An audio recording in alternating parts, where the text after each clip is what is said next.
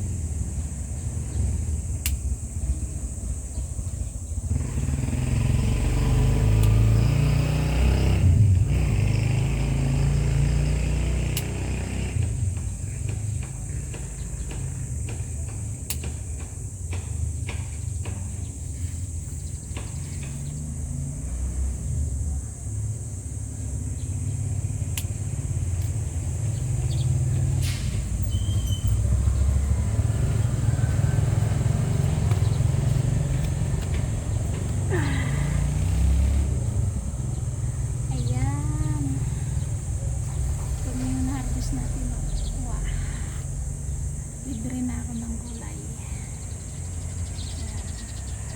Harvest tayo ulit. Maliliit siya pero at least saka malinam lang kasi maruntitas.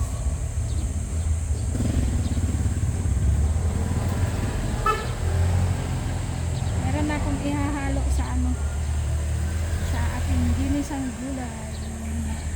Thank you for watching.